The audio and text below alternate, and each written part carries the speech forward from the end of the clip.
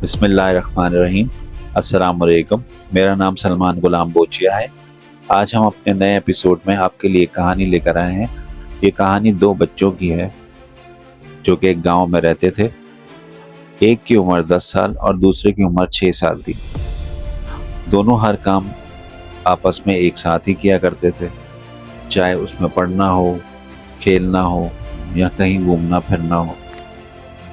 एक दिन अचानक वो खेलते खेलते गांव से बाहर की तरफ आ गए।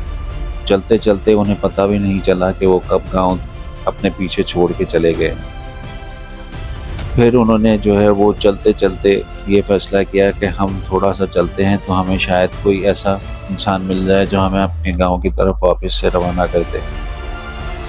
अचानक चलते चलते रास्ते में एक कुआं आ गया, जिसमें वो जो बड़ा लड़का था 10 साल की उम्र थी जिसकी, वो उस कुएं में गिर गया। जब वो कुएं में गिर गया तो उसके फ्रेंड को ये पता था, जो कि 6 साल का था, कि मेरे दोस्त को जो है वो तैरना नहीं आता। तो वो भाग के यहाँ वहाँ घूमा, लेकिन उसको कहीं भी जो है वो कोई इंसान या कोई ऐसी चीज़ नहीं मिली जिससे वो उसकी मदद कर सके।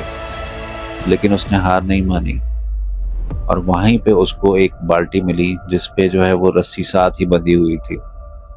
उसने उस बाल्टी को रस्सी के साथ कुएं के अंदर फेंका और अपने दोस्त से कहा कि आप इसको पकड़ लो, मैं इसको रस्सी को खींचता रहूँगा और जब तक खींचता रहूँगा जब तक आप बाहर नहीं आओगे।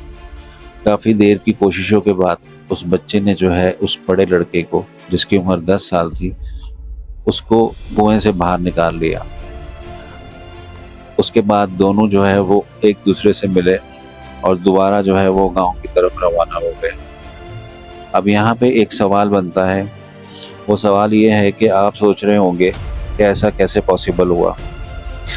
सवाल ये नहीं है कि उस छोटे से बच्चे ने ये सब कुछ कैसे कर दिया और वो क्यों कर पाया, उसमें इतनी ताकत कहाँ से आ गई।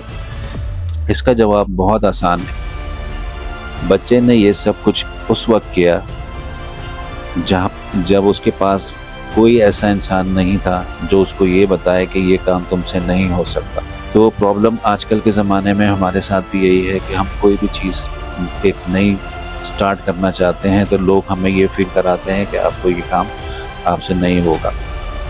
तो ये हमारे लिए एक चैलेंज है, तो हमें इस चैलेंज को एक्सेप्ट करना चाहिए और जो लोग हमें कहते हैं कि हम ये काम नहीं कर सकें, हमें वही काम करके उनको रॉन्ग प्रूफ करना है। अपना बहुत ख्याल रखिएगा। Thank you so much. अल्लाह हाफ़िज़।